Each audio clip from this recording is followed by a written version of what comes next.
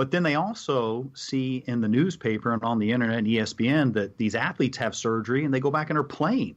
Rob Gronkowski is a great patient of ours. He's had 3 surgeries. He's back still out there kicking butt, And so people kind of come in and they go, well, which one is it? Do the surgery Gronkowski had on me. Don't do the one that my grandmother had that she couldn't walk. And so whatever that is, give me the good one. Welcome to PeerSpectrum, where we bypass the ordinary and familiar to explore the unsettled edges of medicine, where we tackle real problems in depth, where we mine the knowledge and experience spectrum of your peers through long-form conversations. Take us with you anytime, anywhere, and get ready to make your downtime count. Get ready for PeerSpectrum with Keith Mankin and Colin Miller. All right, welcome back. On this episode's release, we find ourselves in Week 3 of the 2018 NFL season. So what could be a better time than now to talk with a surgeon whose spine practice has treated more NFL and other professional athletes than any other in the world? Patients such as Dan Marino, Tony Romo, Peyton Manning, Wayne Gretzky, Reggie Jackson, and Rob Gronkowski, just to name a few. And if you like stats, check out this patient roster. 173 NFL players, 21 Super Bowl champions, 43 NBA players, 60 pro hockey players, 8 Stanley Cup champions, 112 Major League Baseball players, 30 World Series champions, 12 Olympic gold medalists, and the list goes on and on. Today's guest is orthopedic surgeon Dr. Robert Watkins IV. Along with his father, Dr. Robert Watkins III, and their partner, Dr. David Chang, they together run the world-renowned Watkins Spine Center in Marina del Rey, California. We'll go behind the scenes to discover what's involved with the treatment of these elite, high-profile athletes. We'll separate what really happens from all the noise and misconceptions out there, and we'll explore how modern surgical techniques can return many elite athletes with what were once career-ending injuries to a highly competitive level of play. We really had a blast with this one, so sit back and enjoy. With that said, let's get started. Rob, welcome to the show. We're so excited to have you today. Yeah, thanks for having me. I'm really excited about it. We talked about this in the introduction, but your practice, when it comes to spine-related care for elite athletes, the NFL, the NBA, the Olympics, you guys are it. I mean, it's an amazing practice that you have. And just take us briefly through how you guys got to where you are today. Your father began this practice, and today you're really the go-to for spine problems for elite athletes. Yeah, I appreciate that. It's been a fun journey that I've been on for about half of it. My dad started in Los Angeles at USC, then was the first member of the Curlin Jobe Orthopedic Clinic doing spines. And so Bob Curlin and Frank Jobe, the Tommy John surgery where he reconstructed Tommy John's elbow, really was the advent of sports medicine. Before that time, operating on a human being so that they could go back and play a sport was, absurd. It was an absurd concept. And now we take it for granted. Somebody has a sports injury and we assume they're going to get fixed and make it back to their sport with a surgery. But back then, 30, 40 years ago, it was revolutionary and really pushing the boundaries of what we thought was acceptable to do to humans. And so my dad was their first spine guy probably 35 years ago here in Los Angeles. And so he specialized in athletes, neck and back problems and getting them back to their sport.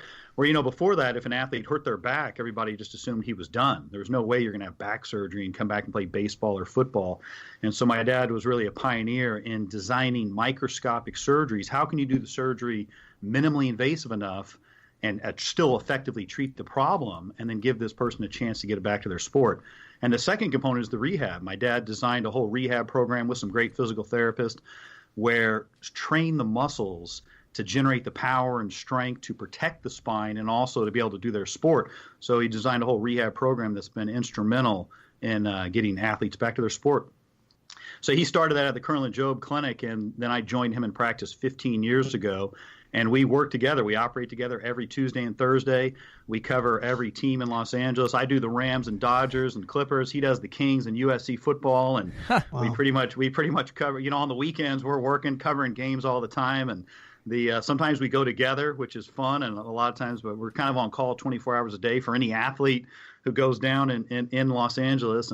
But we also see people from all over the country, and that's a fun part of our practice. We really specialize in that, and the high acuity and these high performing athletes, getting them back to their sport is a lot of fun. But also 95% of our normal patients are just everyday people. We do the same techniques and same approach to everybody as we do to the athletes. The athletes are kind of the fun and the high stress and the high reward situation. We do the same thing with everybody. Was there anything in your training that you did to anticipate this high pressure life? Did you do anything different or focus on anything different, knowing that you might join your father in this incredible practice? Yeah, it's funny. Growing up, everybody always asked me, "So you're going to be a doctor like your daddy?" And I'd always say, "No, I don't know what I'm going to do, but I'm not going to be like him. I'm going to, Right. forge my own path." And I was actually, I said that too. Yeah, right, exactly. And until you realize you got to get a job, and you better figure it out. In fact, I was a philosophy major in college. I went to Vanderbilt, and I was a philosophy major. And it's funny because people think that's such a divergence, but in reality, philosophy was so great for training my brain in how to make decisions, how to evaluate a situation, understand what's correct, what's incorrect, and how to make a proper decision. That's 80% of my job today is really making decisions, whether to operate on somebody or not, whether they should have the surgery, what are the risks, what's the chance they're going to make it back to play their sport, how long are they going to survive, what's the rest of their future look like. Making these decisions is so instrumental. The surgeries we do the same surgeries over and over again. That's not even really the difficult part anymore. It's more what's best for this individual person. So actually my philosophy training helped me kind of put things in perspective and make the decisions that are so instrumental and crucial. As far as my medical training and doing the surgeries, I trained in England for a year. I spent a year at the Queen's Medical Center in England where I did a lot of big deformity work, crooked spines and screws and rods. And that was really instrumental in giving me the confidence of how to handle the worst case scenario. Then you kind of come back from that. The surgeries we do are pretty straightforward compared to some of the disasters that, are out there. And so just having the confidence to know that I can handle anything on my own in the operating room as big as a surgeon. That's kind of the first hurdle. It's great when you're in training, you do all this stuff, but then you're on your own and there's no one to turn to. You got to be able to handle it. Well, as a history major, I couldn't agree more with the background of liberal arts. I mean, it's, believe it or not, there's to all the kids listening, there's a lot you can do with it still. But yeah, there's a lot of misconceptions when it comes to this. We think about movies like Any Given Sunday, which, it paints a certain picture of the care that elite athletes get, but also the controversy, pushing through certain injuries. Just give us an idea, first of all, a patient who comes in, say they're an NFL player, are they getting treatment that's different than any other patient that comes in? I mean, sometimes we think they're getting cutting-edge technology, stem cells, things that aren't available to the general public. What happens when they step in your door? So it's a bit of both. The biggest thing treating athletes is there's an urgency. You got to make the diagnosis. It's got to be an accurate diagnosis. You got to make that right away, and you have to start the treatment immediately. So, and you also have to come up with a prognosis. How long is this guy going to be out? Is this 24 hours of back pain, or is this 6 weeks on the DL? And, as a doctor, that's almost impossible to predict, but we have to come up with some parameters that we can tell the general manager, because they got decisions to make, and much less the agent and the press and the fantasy leagues and the player. So it's a really interesting balance between, and then one of the greatest things I've gotten from my dad is focus on the patient. Ignore all the distractions and do your job. Don't get caught up in, the playoffs are coming, this guy's got a contract, that doesn't matter.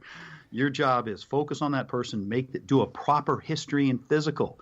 Sometimes we examine people, it's before a game, it's a locker room, they got all their shoes and equipment on and things are running around. Like, we still have to do an exam. We still have to have them bend over and check their strength in their legs and do the doctor stuff. And ignoring the distractions and focusing on the player is number one key. Make that diagnosis, get all the tests. Another big part is ordering tests. Sometimes I'm kind of resistant, like, we don't really need the test. Maybe we can wait a couple of days, because we're trained in that in medicine these days. We're kind of like gatekeepers. We're trained to try and save money for the medical system. Yeah. Well, when you're treating an athlete, throw that idea out the window. You got to make the diagnosis. Get all the tests, and even if it's an inconvenience to the person, it doesn't matter. Make a proper diagnosis. And so that's a big focus is urgency, make the diagnosis, and you got to be accurate, obviously, as much as you can. And then as far as the motivations go, I'd say 95% of all the athletes I've treated have been very straightforward because everybody's on the same page. The athlete wants to play. And that is the goal. That's their job. That's how they're going to make money. That's how they're going to support their family. They may have a 3 to 5 year window to make money for the rest of their life. Hopefully they can live on that. So if you're too cautious and you're you just want to go in and protect the person and you're not necessarily helping them, your job is to identify significant risks. Obviously, any catastrophic injury, anything that's going to hurt them for the rest of their life, identify significant risks, but then also your job is to help them get better, to play the game, to win. The bottom line of all this sports is the goal is to win. And so to some degree, you've got to understand that. And as a doctor, if you kind of approach the situation, you say, if you're too cautious or you're too protective, where you say, well, these are the risks and you probably shouldn't take the risk. Well, that's the easy answer. You got a bad back or a bad neck. The easy answer is don't play for 3 months. Let it heal like any other human being. Right. That's, but if you're doing that, well, then you're not helping. Your job is identify the risk, make sure there's, nothing really significant. And that's pretty obvious. But you tell somebody they're at risk of a spinal cord injury, everybody sobers up and says, okay, well, nobody wants that to happen. So 95% of the time, everybody's on the same page. The agent, the team, the player, everybody just wants to get better, do what's right, and do what's healthy. And they're highly motivated. And that's what's great, too. We've got players who hurt their back, and I say, look, we got this 5-level back strengthening program. You got to get to level 5 so your back muscles are strong enough before you can go back and play. I've had some big-time athletes look at me and say, well, if I can do level 5 right now, can I play tomorrow? And so, it's kind of like, wow, whoa, easy. That's not what I meant. How about give it a week and get to level 5? Right. But they're so highly motivated that as long as you stay focused on treating the patient, make the diagnosis, come up with a safe plan, everybody's generally on the same page and highly motivated to make that happen. When you're examining a patient, is everybody in the room there? The agent, the player's mom, the coach? I mean, how many parties are you dealing with? I've had everything. Like I said, sometimes all I get is passing the guy in the hallway on his way to go. And it's kind of like, hey, how you doing? Good. And they keep walking, and it's like, okay, I guess he's good. And he's got his pads on, okay. He looks good. He had a smile on his face. I assume he's good. So and then also one of the other great things I got from my dad is make sure everybody hears the same message. So if we see an athlete in the office, after you meet, you make your diagnosis, do the exam, come up with a plan, call everybody in the room, anybody they want you to call. Call the girlfriend, wife, mother, agent, team, call them all, put them on speakerphone with the player there so everybody hears the same message. Right. Because, it's like that telephone game. If you say one thing and then you talk to somebody else, it's shocking what people take from that conversation. So, and also dictating. I dictate, my report in front of every patient. So they hear what you're thinking and you're documenting it so there's no misunderstandings. But I've also had some pretty high intense situations where I've been in a dugout, in a locker room, general manager, coach, player, trainer, everybody there, and coming up with a plan and a schedule for things we didn't learn in medical school. Like, this guy's got to pitch on this date in order to be ready for the playoffs. Well, when can he start throwing 50 feet? When can he throw off a mound? When, all these things that as a doctor you kind of, I don't know, that's, but the great part that we learned in medicine is come up with a plan. If you take control of the situation, instead of saying, well, I'm not an expert in that and kind of shying away and hoping somebody else will pick up the slack, take control of the situation. Talk to all the experts, talk to the trainer, talk to the physical therapist, talk to everybody in charge, talk to the experts, talk to the player. What do you have to do to play your sport? This is what you need? Okay. Well, we got 6 weeks. Let's count backwards 6 weeks and come up with a calendar and make sure that by the time 6 weeks comes around, you've done everything to check those boxes off. And so, as simple as it is, come up with a calendar and a plan and put it down in writing so that everybody has something to work with. And that gets rid of a lot of the anxiety and the stress and the unknown. And then, like I said, people can make plans accordingly. Then the general manager and everybody else can go, okay, well, we can work with that. Yeah. You made an interesting point a while back about the athlete saying, well, if I could do level 5 tomorrow, can I get in? Obviously, a level 5 is going to be different for an athlete than me. I mean, an injured athlete is going to be stronger than I'll ever be. How do you adjust that in the rehab program to accommodate the very different skills and very different strengths of an athlete? Yeah, so our program is called Back Doctor, and we have an app. It's a free app. It's available, in the App Store, and it's called Back Doctor, and it has the whole program. It's quantitated, 1 to 5. And the great thing and the genius thing about my dad is, orthopedists love categories and levels. And, it's a type 1, type 2, type 3. And it's a sports thing. Most, guys are going to orthopedics, and girls are going to orthopedics are very athlete, sports driven. So all these kind of categories. So my dad took the strengthening back program and made it into 5 levels. So, which is so basic, but it's basic, that gives us an idea is how strong is your core. Therefore, what activities can you safely do? And we use the same program to treat everybody. So anybody, after we've done surgery on them or after even non-operative, it's the same program non-operative. When you get to level 2, we know your muscles are strong enough that you can do an elliptical, you can bike, you can swim. When you get to level 3, you can start rotational exercises. Athletes can start to throw, hit, shoot hoops, skate. And most normal people go back to all their activities, daily life when they get to level 3. So normal people, level 3 is the goal. And really, older people, it's more like level 2. College athletes, level 4. Pro athletes got to get to level 5. And it's just a way for us all to communicate. And therefore, we can operate on a guy from New York. He can come out, we can do the surgery, he can go home after 5 days, and we can do all the rehab over the phone and by text message and with the program. Wow. Yeah. So I'm curious because when you read in the news, it seems like we know everything about these players, their injuries, their recovery, and HIPAA still exists. So I'm just curious, and it could be different from the NFL to the NHL to the NBA, but are players contractually obligated to share their information with the media? Is that just something that they commonly do? And then your role in this, how do you manage that? Because I'm sure you're getting calls all the time wanting to know, that people want an edge. I mean, this could be everybody from agents to coaches to bookies. I mean, how do you manage that process, and how does it actually work? So players agree to that the team can release their medical information. And so they actually sign a release. And so then the team basically manages the medical information. And just what you said, the betting's a huge part of it. So, like the NFL and every sport, that you've got to say by Wednesday, is this questionable? Is it probable? What's the chance this person's going to play or not? And it has to be as accurate as possible because there's a lot of interest on the line.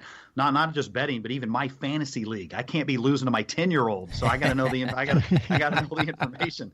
I try not to exploit my medical information to beat my 10-year-old in fantasy football. By the way, I try and restrain myself. You just do it by skill. That's all. Yeah, exactly. And not drop a guy because I know he's got something going on with him. But as far as how do I handle it, and my dad's so great. I've learned so many lessons from my dad. And my dad, you have to meet him sometime. He's a great. Everybody loves my dad. He's from Memphis. He's a Southern guy. Got great charm and charisma, and really just people love him. He's very one-on-one and very present, very generous guy. But and wise. He's experienced so much stuff. He's pretty low key and doesn't express too much self-centeredness, I guess, but a pretty low-key demeanor. But he's so smart. His decision-making and reading a situation and knowing how to do the right thing, what's the priorities in the situation, take care of the person, and then deal with the other stuff. Just his grounded decision-making, I really admire and respect and try and learn more and more from all the time. And with him, with the press and people calling and all this other kind of stuff, his answer is he just doesn't answer the phone. He doesn't respond to any emails. He doesn't answer the phone. It isn't an issue. He just ignores them. Whereas for me, I'm kind of like, well, we can talk about it. It's an interesting topic, and this kind of stuff. And so I'm probably walking down the plank, and he's just looking at me like, what are you doing? But part of it is also, whatever information gets publicly released, well, then you can safely talk about it because it's been publicly released. But other than that, you just can't talk about it. And I'd probably say in our practice, 80% of the athletes we take care of, it never gets released. So, right. And it's always surprising to me as to when teams release information or not. Some teams and some sports don't release anything, and other teams, kind of release it and say, oh, and this doctor took care of him and everything else. And it's a little bit unpredictable. But I think every team just kind of makes it up and has their own policy. So let's talk about you've got a lot of people on this website that you guys have treated, but one of the more famous is Peyton Manning. Here's a guy who was everything to the Colts, and he had, I think, several, maybe 2 or 3 cervical procedures at that point, non-instrumented, finally needed an ACDF, which is what he came to you guys for. And this was a turning point because one team, the Colts, didn't believe he was going to recover. The Broncos took a chance on him, and it worked out for them. And it's an amazing story. But let's talk about him for a little bit, because I'm just imagining being in your shoes. It's also a risk when you take on a player like this. What if they don't recover? And then how do you deal with somebody like that whose career actually still has a lot of potential left? But tell us as much as you can about him, where he was and then how he got to you. Yeah, and obviously I can talk about whatever's been publicly released. And the high stakes situation is an interesting component to where I love that my dad and I are still working together, because we kind of treat half the teams. And so the stress that weighs on you is one of those things that's so great being able to work together, because we can share in it. Yeah. It's kind of like our cocoon, right, where we can talk about things and share in it, just the emotional stress. Whether it turns out to be good or bad, and we've gotten a lot of great results in athletes and players, but we've also had some bad ones, and that just happens. It's an odds game. We do surgery on somebody 80 to 90% of the time. Things work out well. They get back to their sport. Well, that's 10 to 20% that have issues. And so dealing with that is just a part of kind of keeping a level head and realizing this is just part of our job. It happens in even our players who aren't athletes. And just because it gets splashed all over the cover of the New York Times doesn't affect the job you did and what you're going to do tomorrow. You still got to wake up tomorrow and treat the next person who's coming in. And so keeping that level head is huge. As far as Peyton goes, the publicly released information is he did have surgery, and he was having weakness in his throwing arm. And so ultimately we decided to do the fusion. And a fusion in the neck is the most common surgery done in athletes, because it's the best thing to treat the nerve. Because the fusion we directly under the microscope take the pressure off the nerve, and then we're able to distract the hole open to make more room for the nerve, and it stops the motion, which stops any residual irritability of the nerve. And so we published a paper where we did fusions on 25 pro athletes. It's the biggest series ever produced, and 80% made it back to play their pro sport afterwards, and the average return is about 9 months. Wow. And so a fusion, so in a lot of these athletes who, if it's their throwing arm or dominant arm that they need to do their job, and they have a damaged nerve, and we got to get that nerve to recover so they can do their job, we're going to do a fusion because it has the best chance of treating the nerve. The downside is if you stop the motion at that level you fused, it can put more stress on the other levels, which can accelerate wear and tear and develop problems at those other levels. And that happens like 20 to 30% of the time, developing problems at other levels in 10 to 15 years. So there is no black and white answer. And that's what I mean about the decision making. And like as far as the Colts, I think probably had a pretty good idea that he could come back at some point and potentially play. But at the same time, they had the opportunity to draft Andrew Luck. And, who's going to argue with that? Obviously, that was, so that was obviously a pretty good bet. But Peyton coming back and being able to play and win a Super Bowl and have the run that he did was really amazing. Of course, as a surgeon with my dad, the ball that he threw wasn't quite as tight and as sharp as it used to be. It's still, but he was so smart and had such command that it was so beautiful to watch. And for me, that's such a great part of sports, right? Is that it's not just the physical skill and ability, the mental part, and the present and the decision making as a quarterback. He knew exactly who to throw the ball to before the ball was ever hiked, and that was such a beautiful thing to watch. And so he compensated in many ways and was able to do everything he did just because of who he is and how much experience he has. And he's a great guy. He really is such a generous guy and a very down to earth guy that watching him have such great success was fantastic. God, I bet. It must have been so rewarding for you guys too. And just when you talk about your team at the hospital, it's not every day Peyton Manning's coming in, right? It's a little more often that these people are coming into your practice, obviously, than some other ones. But how do you deal with just the celebrity factor there? Is it an issue? Our hospital is an interesting place. This is really low key. I'm in Marina Del Rey. I have a view of the marina here outside of my office, and the hospital is right across the street. It's a 50-bed small hospital. We've been here about 12 years. And but it really didn't have the big reputation in L.A. There's Cedars and St. John's and UCLA and USC, all these big hospitals. And we're at this small private hospital, community hospital. It's been great for us because it's so personalized that we know all the physical therapists and nurses, and it's all private rooms. And so it's kind of like a boutique hospital that a lot of the athletes come into, and they'll come in here and no one will even know they're here. They'll come and have surgery.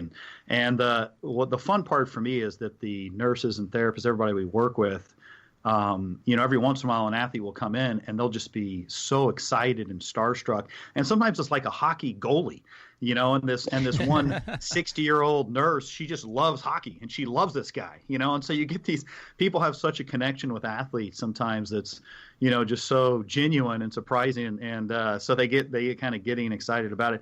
But our hospital has done a great job of obviously the confidentiality and, we reiterate it, making sure everybody knows we're on the same page, that you can't tell anybody and don't ask them for their autograph as much as you want. Leave them alone.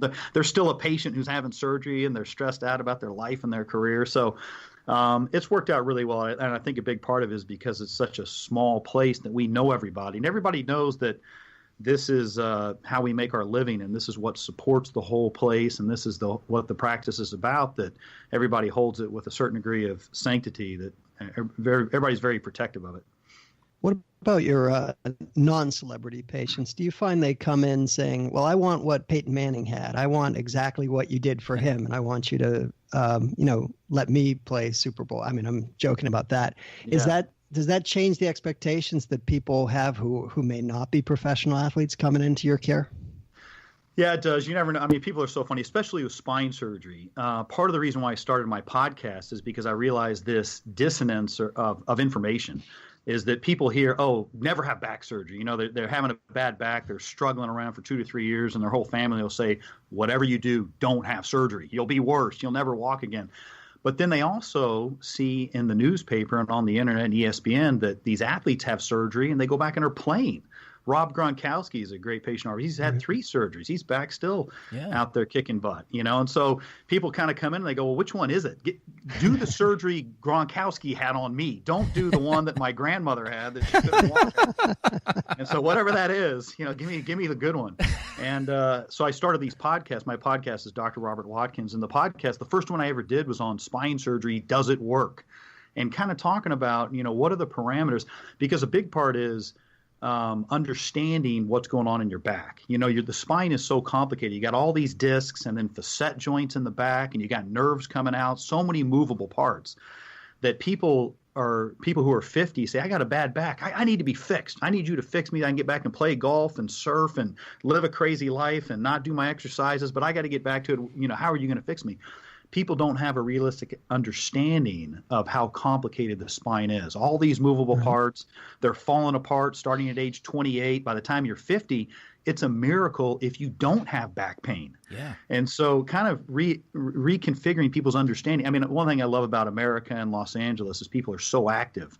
And our expectations are, I want to have a perfect life, and I'm going to do what it takes to have a perfect life, and nobody's going to hold me back.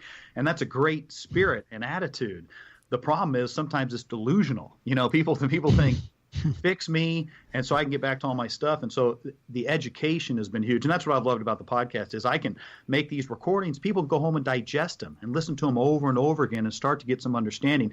I was in training for 10 years, and I've been in practice for 15 years. So I have 25 years of experience and knowledge that other people will never have. I have some patients coming to me, they're an attorney, they're a professional, they're a smart person, they're great at their job, but they know nothing about spines.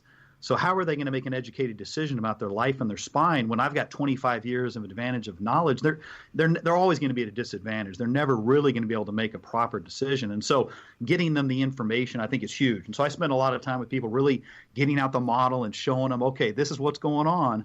And so what can we realistically do? And then they can go home and digest it and come back. But our general principle is, we treat probably 70, 80% of people without surgery.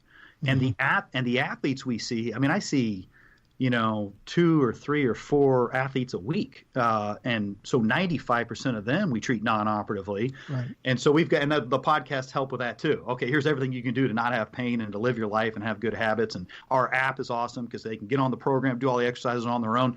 But then ultimately when it comes to surgery, it's what's the smallest possible surgery we can do that's going to address your problem and cause as little other problems. And so keeping that in mind and teaching people about the proper focus. And also, here's one other part. If we do surgery on somebody, like this little microscopic surgery, and it treats their nerve pain, and then pain comes back 3 years later, if they come in and they say, well, it failed, pain came back 3 years later, I didn't educate them well enough. If we do a small surgery and you get 3 years of pain relief, that's a success. And you need to understand that.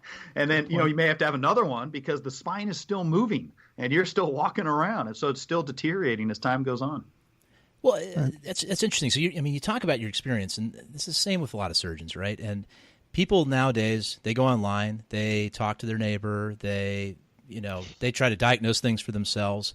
Do you find that there's any difference between some of these athletes and their willingness to listen to your expertise versus other patients who might go, listen to Dr. Google? Is there any difference? Do you find athletes more involved with trying to self-diagnose their care?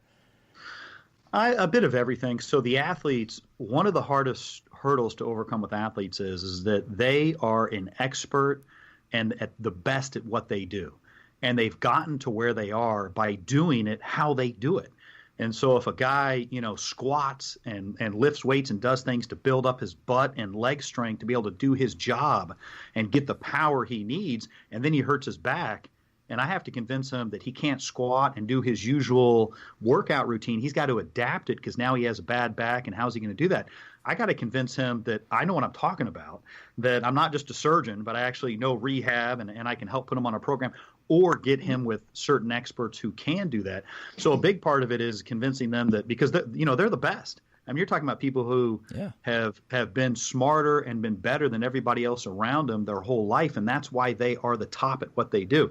So convincing them that you have something to offer, that you can help modify things and work with them with the same goal. I mean, like I said, the goal is to get better and to get back and to be healthy. So at least we're on the same goal, but kind of overcoming some of those barriers is do they trust you? Do you know what you're talking about? And you got to follow up. You got to stay on top of it. You have to modify things. You have to be flexible. You got to adapt to them because a lot of times they know what they're talking about. This is what they need to do, and they know better than anybody. And so working on some of that with some of the athletes, just because they're so good and they're so used to being the best, is one component. The other component is some of the newer techniques that are out there, like stem cell injections or the laser for spine surgery or different things which sound great. You go on the internet or they've had a friend who tried it and it helped and all these things sound great. And so educating people as to, okay, what's safe, what actually makes sense, and what is just pure BS and marketing. And what's the truth in there? I think you have a whole podcast episode about that, as a matter of fact. Yeah, exactly.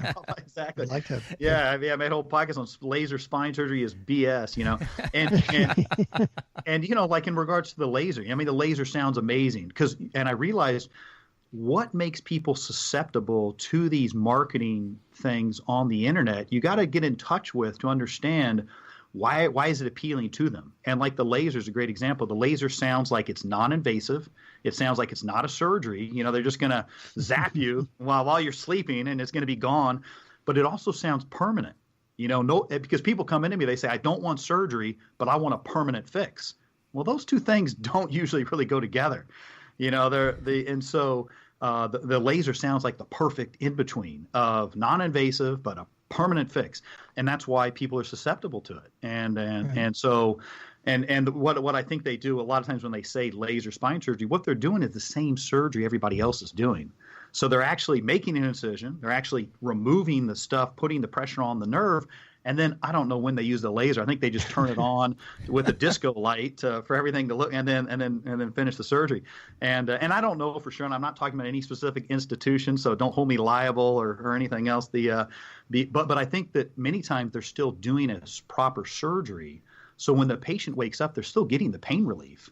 It just sounds better than whatever we're calling it. And then the stem cells, I may mention that because it's been such a big topic. Stem cells sound amazing. It sounds like regeneration. It sounds like the fountain of youth and getting, degenerative material to regenerate.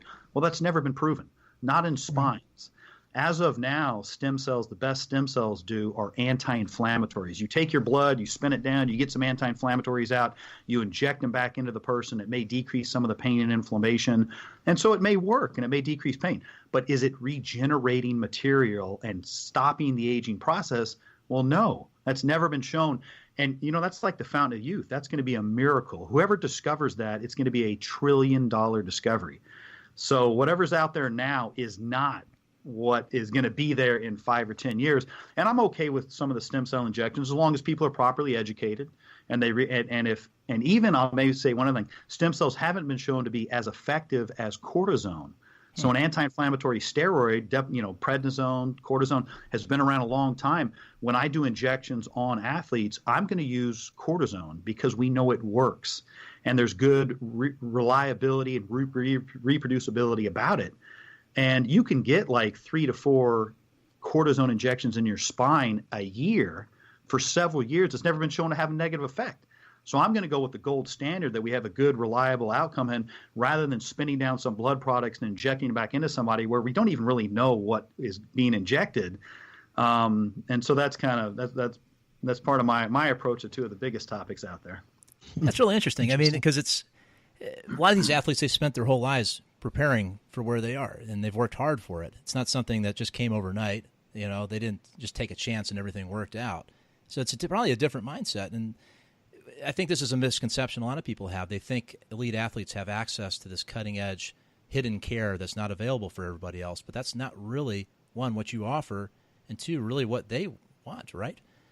Yeah, that's correct. That's an excellent point, is that, you know, cutting edge means also a learning curve. You know, so just because it's new and fresh doesn't mean it's better. That just means it's still experimental, right? And we don't actually know whether it works or not, or whether it may hurt you. And so, and it is a big. I'm glad you raised that, because it's an excellent point. A lot of people come into me, you know, very affluent, professional, smart people, and they come in and they look and they say, "Look, I want the newest and the latest and the greatest, and I've done all this research, and well, this thing is new, so it's got to be better." And well, no, not necessarily. And that's part of the American mindset. You know, it's kind of consumerism, like, you know, the new Coke, bigger and fresher and brighter and new and improved. And, you know, and so for my job as a doctor is to evaluate these products and say, okay, what are the risks? What's the chance it's going to help?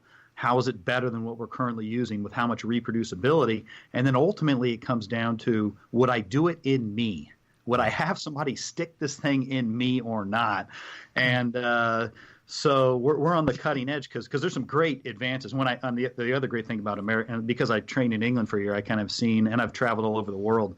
One of the other great things about American medicine and American society is the advance of all the new stuff and getting better all the time is such a great spirit of evolution that we're always evaluating new products and new stuff to treat our patients.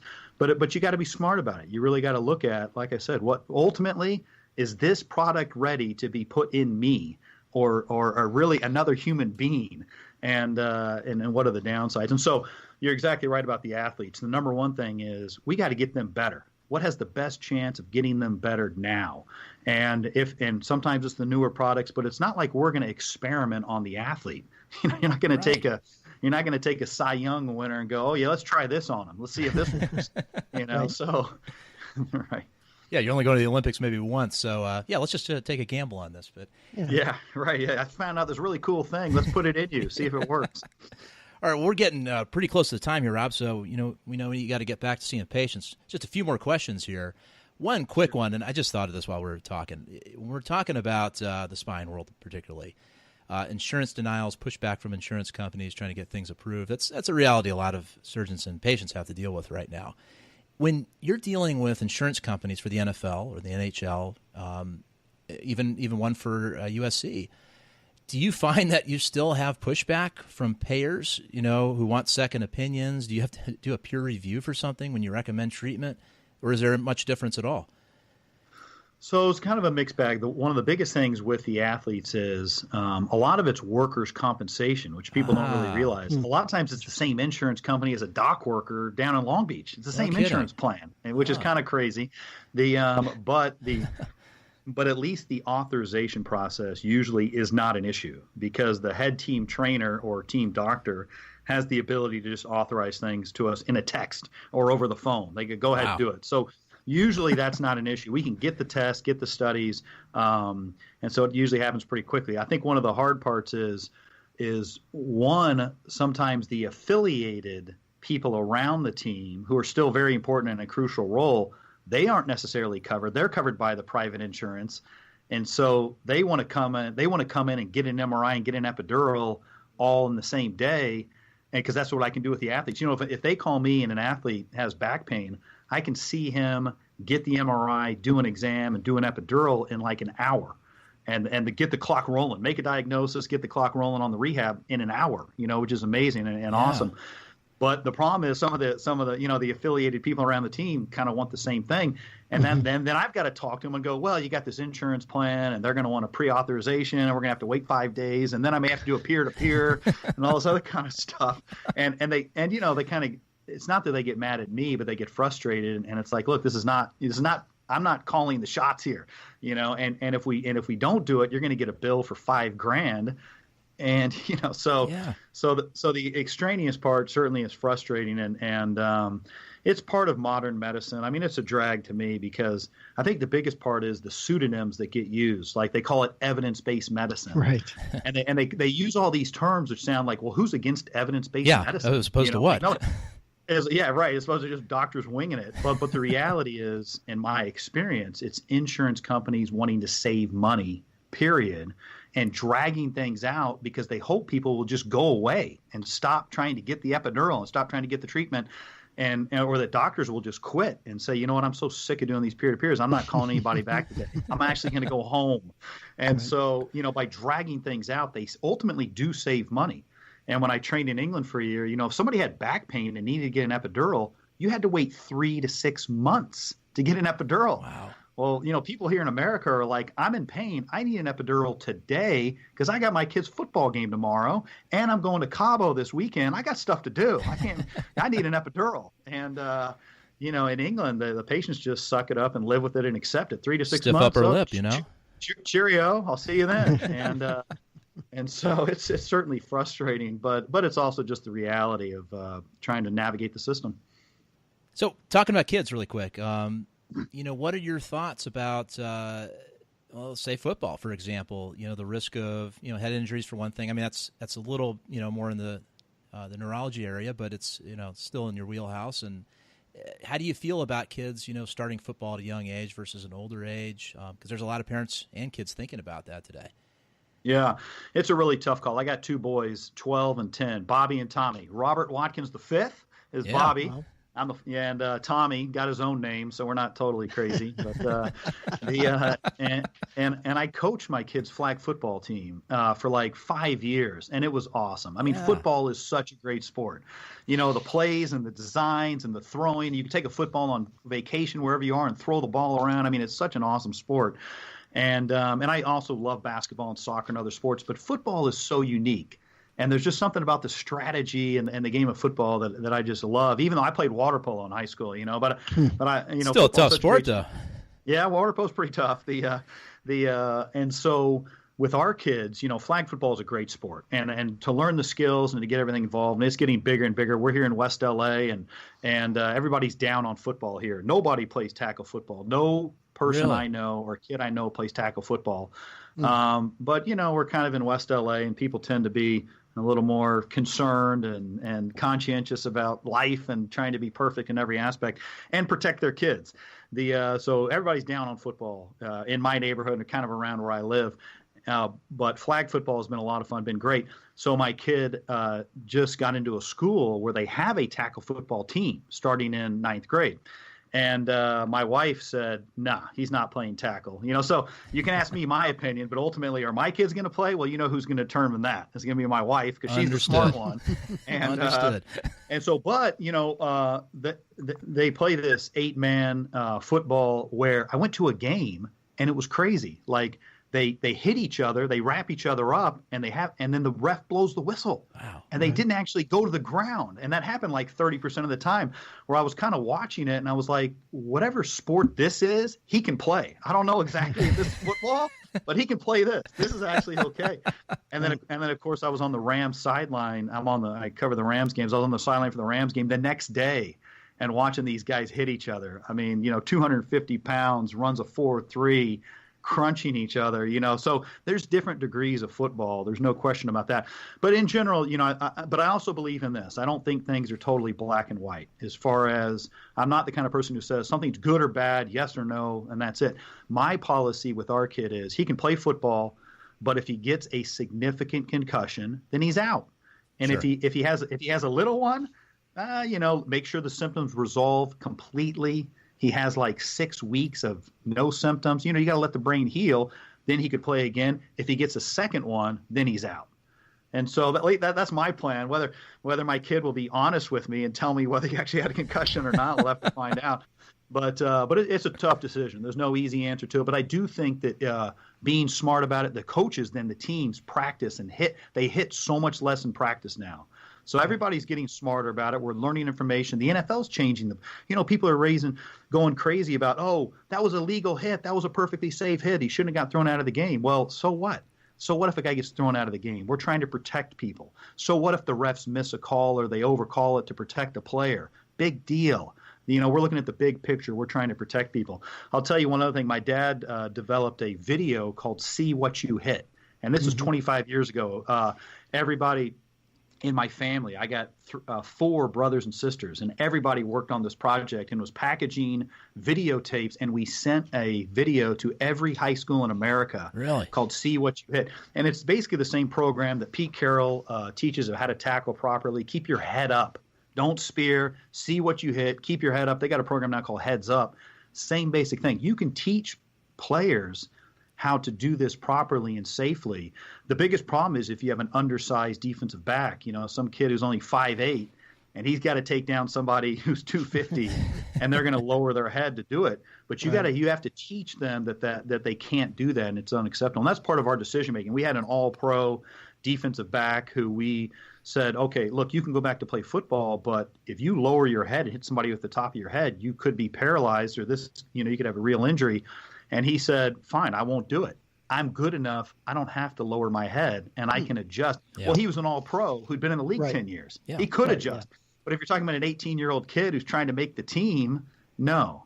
Sometimes we'll say, no, you just can't play because we can't trust you to protect yourself. Sometimes we have to trust the coaches, too, which is a totally different deal. I mean, I can remember in high school one kid got hit so hard and asked him if he was okay, and he said Wednesday. And, of course, it was Friday night, and I just let him right back in. But, different time. Yeah, no doubt. No doubt. Yeah. It's a hard balance. There's a lot of people, and that's where the education's good, obviously. Hearing more and more stories, everybody being aware of it. Ultimately, nobody wants a kid to get his brain hurt and to be damaged for the rest of his life. And we just have to be conscientious of it and keep working at it to make it a safer sport.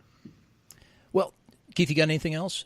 No, I'm good. Well, maybe just to wrap things up here, and we're at the time, give us an idea. We touched on this a little bit already, but patient education, I know that's important in your practice. Give us an idea of the podcast, some of the other things you guys are up to, and what you've learned about that. Because when you're communicating, this kind of pathology and treatment regimen, it can be very complicated, especially if you don't have a background in it. So what have you learned, and what's been working for you guys for all different levels of age groups? Yeah, the podcast and the app have been amazing. I'll tell you one thing about the app. It cost us a good amount of money to develop, and so we were going to sell it for like $10. And in fact, we were going to make a DVD and sell the program for like $10. And halfway through the process, I realized, wait, I don't own a DVD player. Why am I going to? I got to make an app. I got to make this into an app. That was like a year and a half ago. So we made it into an app, and we're going to sell it for $10 just to try and make our money back on it. And like a couple days before it came out, I just had a revelation. Like, forget trying to make money off this. Let's just give it away. And so then when my app came out, I'm on my couch with my kids, and I'm going through my phone and looking at it, and they're on their phones. And I said, hey, I got an app, guys. My app has been released. You guys got to check it out. You got to get my app on your phone. That way I'll be cool and everything. And my 10-year-old Tommy looks up and he goes, it costs $10.